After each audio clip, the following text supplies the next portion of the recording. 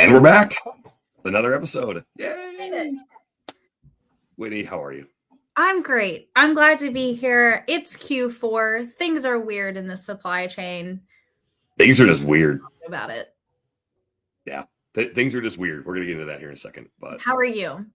Oh, I'm so good. It's so good to be me. It just really, really is. Like, I was actually talking to a lot of people last night at some networking events, and people asked, "Oh, how are things?" I'm like, it's so great to be me. Good. Right now. Yeah, like I like saying it too. It's wonderful. But anyway, to our audience, welcome back. Another Freight podcast. I'm your host, Robert Bain. With me, as always, my awesome co-host, Winnie Cowell. Hey. Winnie C, because we're not spelling out. Nah, it is what it is today. Yeah, we're just whatever flavor. We talked before the show. I'm just going to jump right into the what's going on because I had a night last night. Let's hear it. Yeah. Oh, man. So at the time of this recording, we've got JOC Inland going on here in Chicago, and lots of folks from the supply chain are here in attendance. So a bunch of different networking events going on. So I went downtown, stopped by like 2 or 3 different events, ended up on the rooftop at London House, which was fun. Views are incredible if no one's ever been to that. Highly recommend. At least go check that out. You get views of the river, the lake, all downtown. It's unreal. So this is where my night gets interesting. I head back to the train stations. I typically don't drive downtown. And I'm taking the last train home. It's the 12:30 a.m. train. Nothing good can happen on this train, by the way. Nothing good happens after midnight, period. No, it is not. So I get on the train. I happen to notice an individual get on after me, and my spidey sense immediately starts tingling that I need to watch this person. It's very apparent that they are probably a junkie. And they go in the restroom car. And if people aren't familiar with how the cars are set up here in Chicago on the Metro, you enter through the middle. To the right typically is a restroom car. To the left is typically just a regular car with nothing but seats. So I'm sitting in the car with the restroom. He is in there for the entire 20 minutes that before the train leaves, and about 5 minutes after we exit the station. Only a couple, 3 other people get on the car, including 2 young girls who are sitting in the first row of benches about, call it 15 feet from me. There are every other bench is open on this car. I can hear this man making weird noises. He is slapping himself. Like it's an odd situation going on in this restroom. He exits, goes and sits down right behind them. So now like everything's on high alert. Like, all right, am I going to have to do something stupid? Also, mind you, I'm in like my bright blue blazer. I'm all dressed up. I've got my button down, like looking, halfway decent. He'd never see it coming. Right, exactly. And he starts having another episode, like right there in his seat, making weird noises, slapping himself, like scratching his head. It's very obvious this guy is tweaking out. Gets to the point I'm not even being subtle about it. I'm staring him down, and I do make eye contact with one of the young ladies, and I give her the nod of, hey, you want to come this way and be away from this guy? So can't wait to come sit by you. I'm like, actually, you're going to sit here by the exit. I'm going to sit in between you guys. We talked very briefly. They were like, oh, were you at the 21 Pilots concert? No, I was not. Do I look like I was at the 21 Pilots concert? In a blazer. Yeah. And we get about a minute into the conversation. He gets up and starts walking towards the restroom again, which is where they're sitting, and starts having another episode right there in the aisle. So I get up. I use my dad voice. Hey, why don't you go sit back down? Which alerts everybody else in the car that something's going on. He's very apologetic. Fine, no problem. The conductor comes to check on the situation, asks where the guy's getting, what stop he's getting off at, and the guy takes a swing at the conductor. I'm like, oh boy, here we go. So I immediately jump up, grab the guy by his shirt, and say, hey, I was polite the first time. You need to sit down, talk to this man professionally, be nice.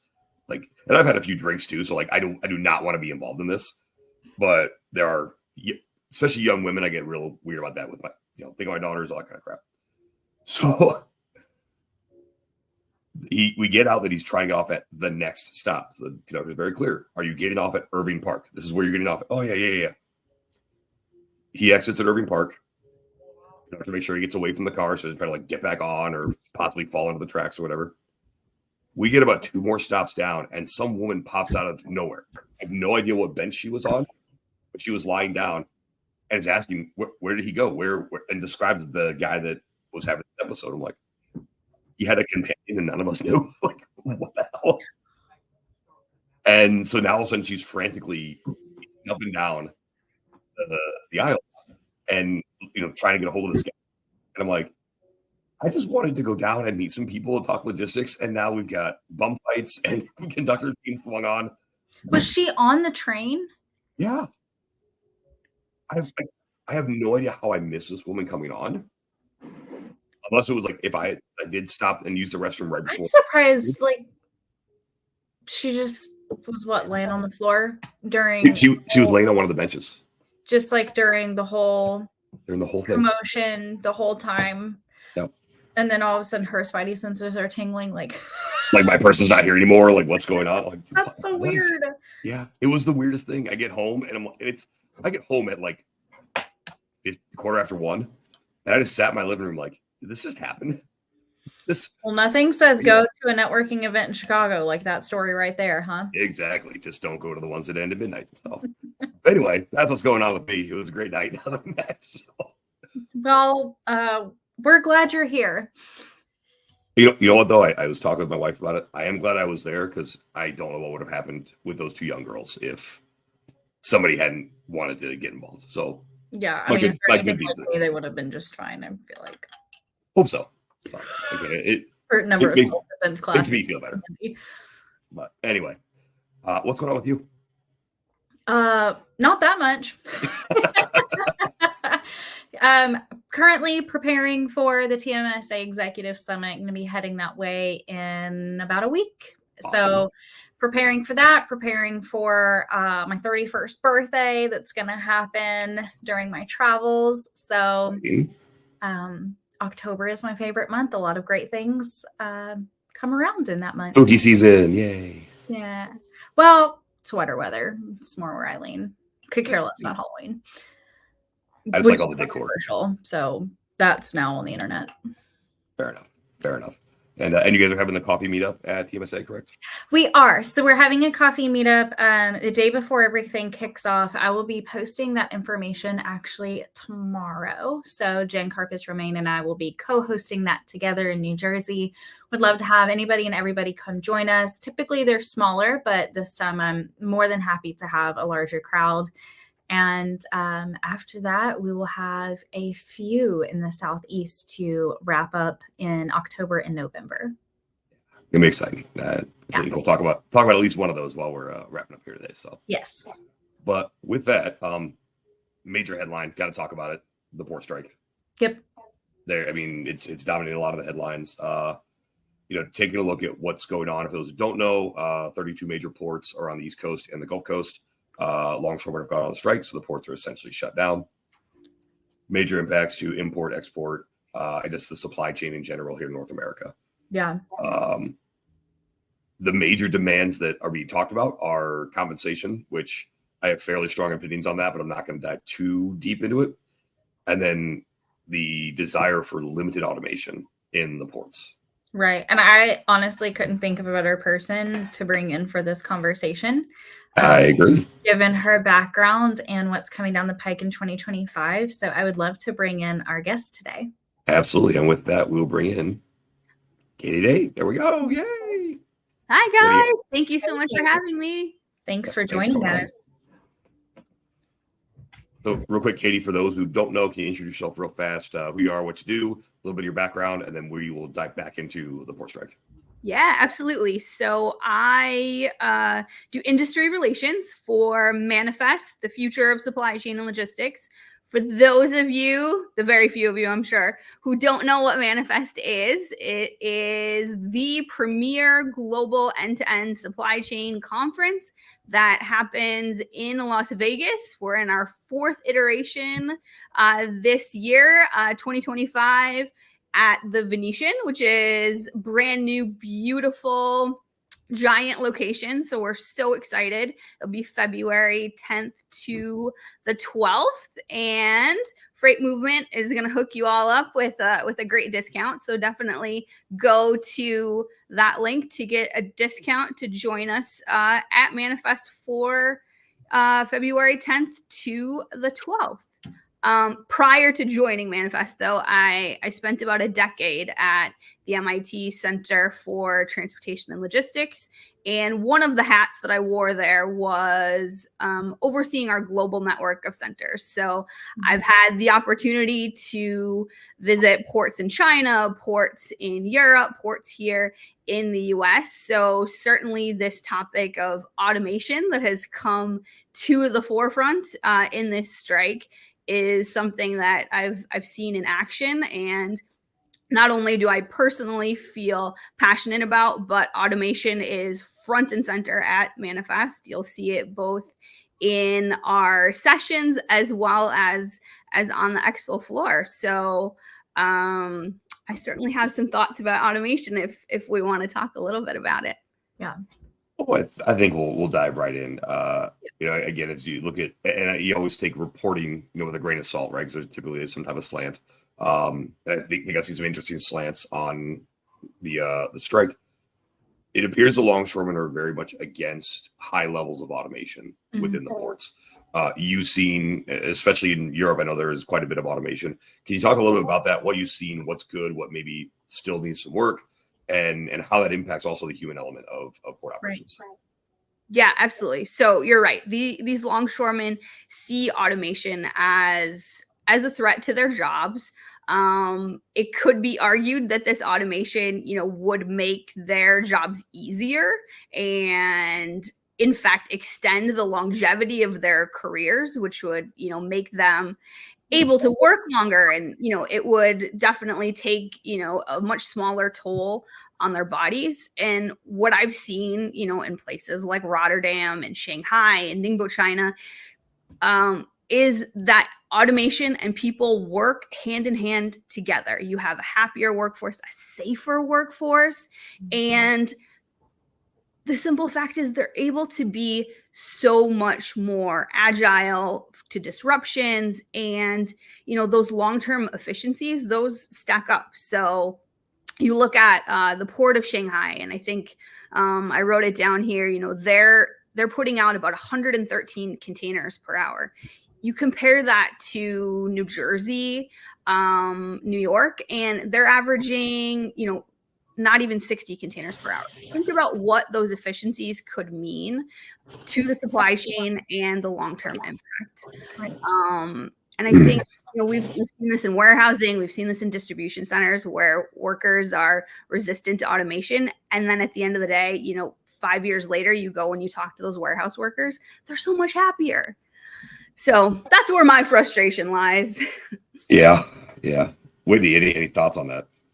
Yeah, I mean, to Katie's point, the change is hard, and I don't think anybody is denying that. It's scary. I don't blame people for being fearful for their jobs and what that can mean. As somebody who's in marketing, I have also faced, AI, and is that going to take my job? And at the end of the day, no, if you can adapt to it, run with it, and learn how to integrate and incorporate that into your role, which is doable in a lot of fields and across a lot of industries, then not only is there safety, but like you said, there's longevity, right? Because the automations, the technology, like those things are going to change, they're going to evolve, and then we have to keep moving forward and adapting with them. So I think there's a level of willingness and flexibility and acceptance that it kind of is what it is. That is what advancement looks like in an industry, especially in today's world.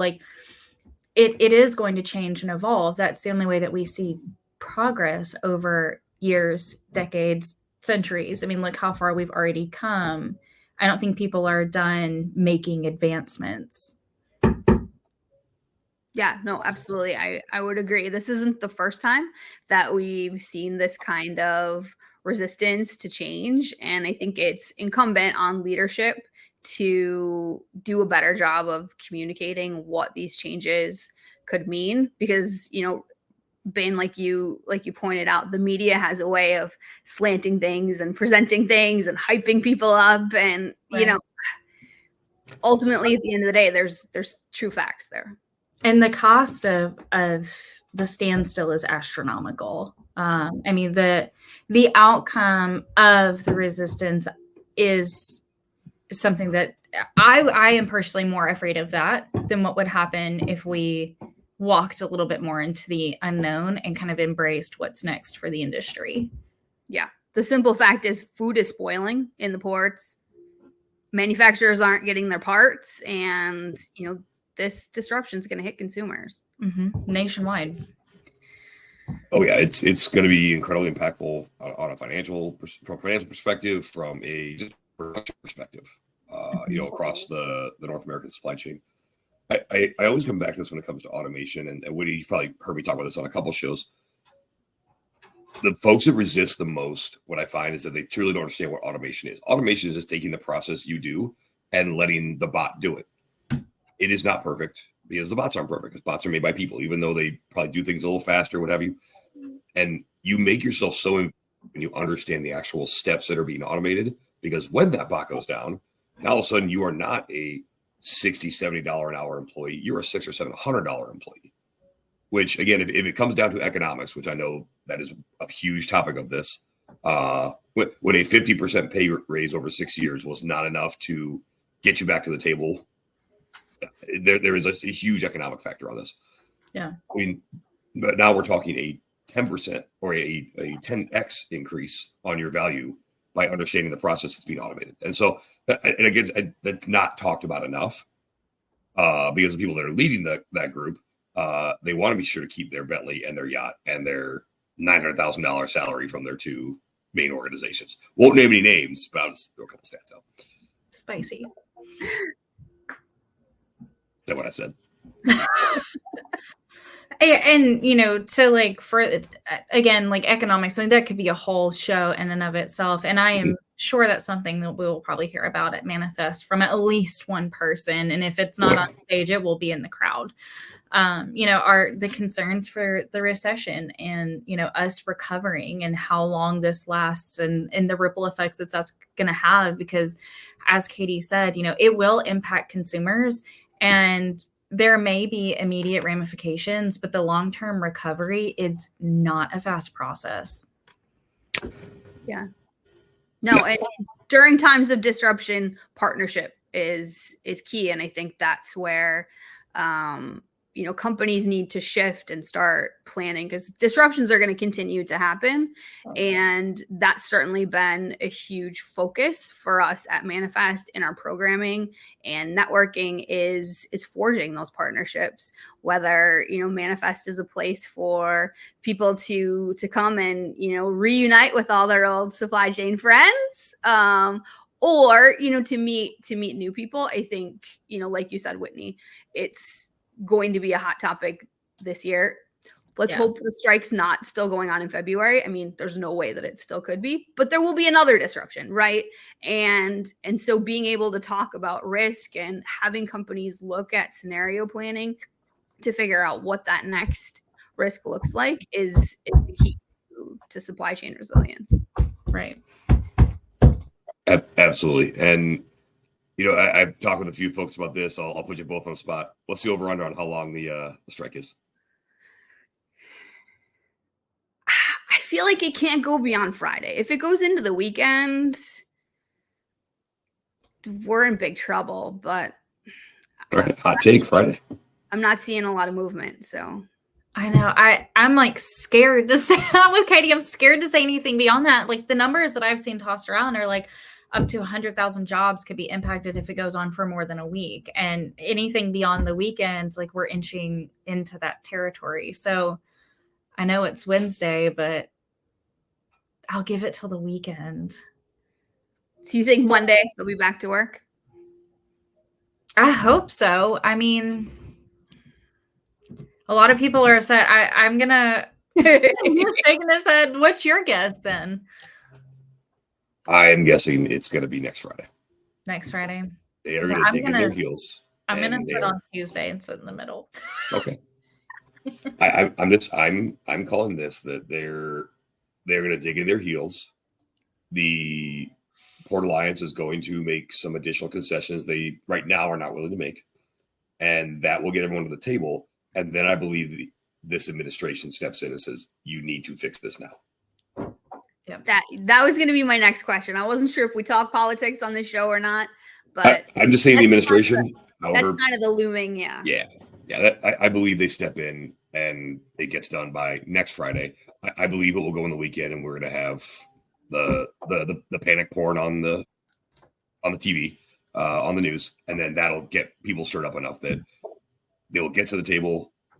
Administration steps in, and by next Friday, a new deal, at least a temporary deal is done to get us through the end of the year, and then they'll figure it out from there. Yeah. Well, so what do you think happens with these ships? You think people are already starting to reroute these ships, or you think they're going to roll the dice and let them sit? I would say for non-perishables, they're going to sit. Yeah. Let them sit. The perishables, they're going to get rerouted. They're going to go up to Canada. They're going to go down to Mexico, and if they can cross Panama Canal, the stuff can hold. Great, they'll do that. But they're a lot of that stuff. Like Port of Delaware, I don't think people realize the impact of that with the bananas and the fresh produce that comes into the Port of Delaware. That's you're going to see bananas at like 80 cents each. Yep. If it really goes if it goes past next Friday, oh boy, that's going to be rough. Yeah. But anyway, enough of the doom and gloom. Let's shift a little bit because we start with a little bit of the wager, because then we talk about, speaking of Las Vegas, manifest. Yeah. Solutions. Yes. So, Katie, talk about it's our fourth iteration of manifest, the origin, kind of what the whole concept was behind it. I love the story of how like the big dogs weren't allowed to play other than being on the floor. It was all startups during the first one, and kind of how that has evolved over the last 3 or 4 years.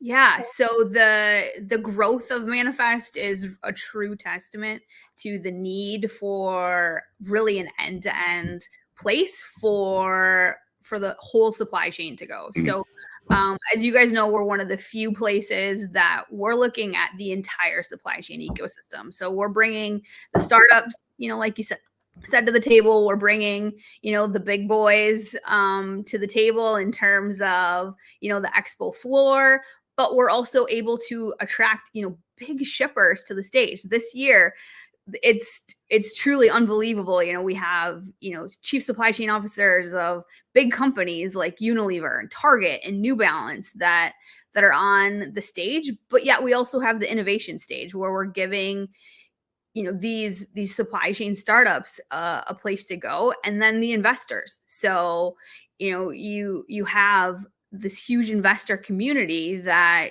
I give Pam Simon a lot of credit for, that she's brought to the table. You talk about the origin story, that's the startups and the investors are where this started, and then it grew, and going from the first year where there were maybe 1,000 people to now this year where we're looking at 6,000, people in the supply chain coming together. It's going to be a party. Let me tell you, it's going to be a great time. Well, I mean, the after party is one of the best parts. Yeah, that's what I was just going to say. That truly is the best part. But we've always been very intentional with networking, and this year is no exception. There is very intentional networking that happens in the meeting zone. And then there's all the informal networking that happens in all of the fun activations. And if you're a part of the shipper community, we have huge special things happening for our shippers, and that's one of the key things that I'm doing this year. So if you're a shipper out there and you're listening, definitely hit me up, and I can tell you about some of the things that we're doing to help you as a community network together. And then we have the after party and all the networking and sessions that happen after hours. There's so many opportunities.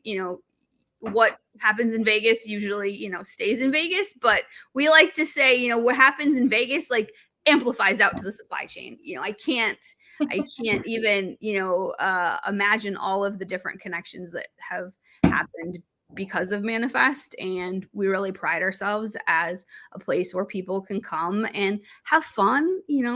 Supply chain people tend to sometimes be a little stuffy. It depends on the person. Mm-hmm. Present, company is excluded from that. But we like to have fun, and we like to, get her done. And you look at the sessions. So the kickoff day, we're talking about things like cold chain, maritime imports, intermodal, sustainability. Those are huge topics. And that's just the first day. And then you go to the day 1 and 2, where we have 6 different sessions that are going, the huge expo floor. Special shout out for the women's lunch. It's not just for women. This is, for those of you that don't know the story, this is how I made my way to Manifest in 2023. I spoke at the women's lunch and fell in love with the mission and purpose of Manifest, and they stole me away from MIT. And it's a great place for men and women, because allyship is how the supply chain is going to grow. We're in this together, and there will be some special features of the women's lunch that I can't talk about yet, but it's going to be a place for both men and women to come and get her done. I do want to plug that real quick, because I went to the women's lunch, this year technically, but the 2024 women's lunch. Guys out there, I'm going to talk to you directly. I cannot recommend this session enough to all y'all. If you really believe that you support the ladies in supply chain that you need to be at this session. Full stop. It's powerful. Shameless plug right there. So a couple things. Thank you. I'm sure you cannot tell us, but can you give us some clues who the after party musical guest is going to be? Hopefully we'll be able to announce it soon. I can't say who it is. Can you give us like a year, like a what? Became popular in this time frame? I don't know if I can. We're gonna noodle here. Everyone on the floor will know the words. They'll have a great time dancing. It's gonna be great. And I mean, that's really been the theme every year for the act that we've had.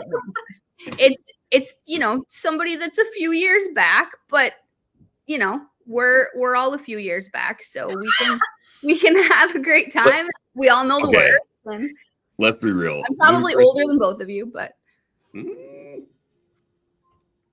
no. I don't know.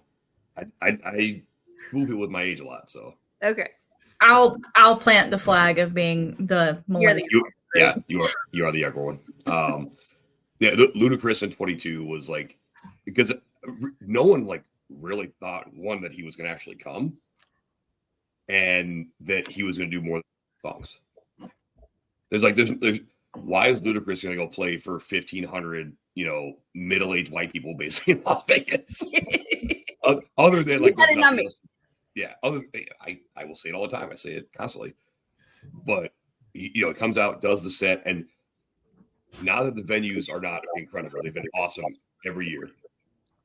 The proximity at Paris, at that private club underneath the Eiffel Tower, where we could have reached out and snatched his chain. Not that security would have let us, but that's how close. But that set the tone for every single Manifest since then. And people talk. One, we still talk about it here. It's 2.5 years later. Yeah, right. But the connections made at that conference, people still talk about. And that's, I think, what is to your point about partnerships, whether it's friendships, whether it is employment, whether it is business partnerships, everything converges at that function because it is the first major function of the year. Yep. And the energy, you can feel the energy as soon as you come down the stairs. If we were at the shops at Caesars, you're going to feel it as soon as you come in at the Venetian when people are checking in. And so for those who've never been, again, I will plug Manifest any chance I get. It is a disservice to you and your organization if you don't go at least once. Yeah. And there truly is something for everyone. And I don't say that in some really vague way. I mean, there's opportunities to meet with your prospects and your customers, and that's great. Showing up just as a shark in sales, it's not going to be the move for you, because that's where you're going to meet, that's where you're going to build your relationships. And I know people that I've met people at Manifest that are now working with the companies that they sat with. and had conversations with. I was sitting, so at the time, earlier this year, I was sitting next to somebody at the women's luncheon and secured business for my organization through this woman who said, oh, I actually have somebody who needs help like right now, like in an emergency situation. Sent them to our organization and got their business up and moving again within like 3 hours. So, I mean, truly that was just a relationship that we had talking about the topic that was being discussed at the women's luncheon and really having an engaging conversation. There was no other motive behind it besides like, I would just really like to get to know these people and build my network. And I have walked away with some relationships with people that I still catch up with, you know, from time to time, or that I met for the first time that I've been fangirling over on LinkedIn for years. Yeah. So. I feel like that's the magic of creating many different opportunities for people to organically be together. I feel like there's other places where you're forced together, and you know, when you're forced, it doesn't have the same kind of magic. So. Right. No, does not. There, I will say this though, there is no place to hide at Manifest. Like there's plenty of places to go, but there's no place to hide. It's true. And I like that. I think that's awesome. I know we're kind of coming up on time here. This has been awesome so far, Katie. Anything you want to add? Anything else you want to add about Manifest, about your background? Anything else you're excited about? I mean, the biggest thing is I hope that everyone listening makes the time to come to Manifest. Like Whitney said, we truly, and this isn't just, you know, lip service, we truly have something for everyone. And the connections that can be made, the new technologies that you have the opportunity to see, it will improve your bottom line. I hear it over and over and over, you know, people who were hesitant, like, oh, I don't know, it's expensive to go to Vegas. Like my wife doesn't want me to go. Like all these Bring her. Bring her to the after party. You know, at the end of the day, they come back to me and they're like, you know what, you were right. And as much as I hate hearing, I know you're right, I love hearing, I know you're right. Yeah, so just take out the begging and just come. Don't wait for me to try to, you know, come to you. Just, you know, reach out and let's make it happen. What's the best way for people to find you if they have questions? So the best way to get a hold of me is on LinkedIn. I have a super easy name that I've been made fun of my entire life. People are like, is that name real? So Katie Date on LinkedIn. I'm the only one. Reach out to me, send me a message, and I would love to connect and tell you more about the unique opportunities that we have, no matter what your role is in supply chain. Katie, I'm going to piggyback off something you said earlier. Remember, kids, what happens in Vegas stays in Vegas, but what happens at Manifest goes worldwide. All over LinkedIn. True. It's true. So, Katie, thank you so much for joining us. It was awesome. It went fast. It went actually way faster than I thought it was going to. Yeah. Thank you so much for this opportunity, and I look forward to seeing you both in Vegas, if not before. Yeah, absolutely. We'll put the link. If you didn't catch it earlier, we'll drop that in the comments for this episode. And we'll put it right there. Magic of technology. See, when things are automated, I wouldn't have had to do that. Somebody else would have done that for me.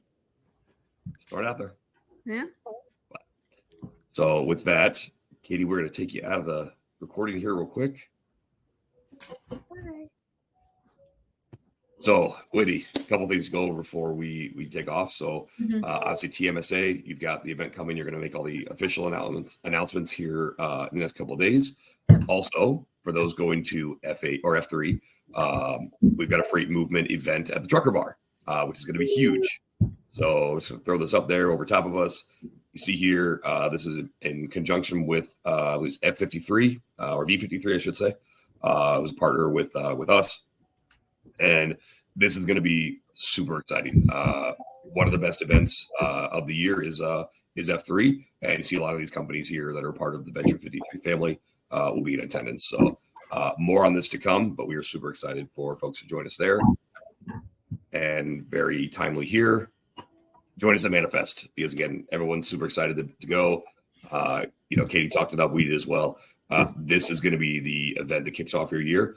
And if you're concerned about momentum coming to the 25 with all the stuff going on, this is the way to get that tidal wave going for your organization.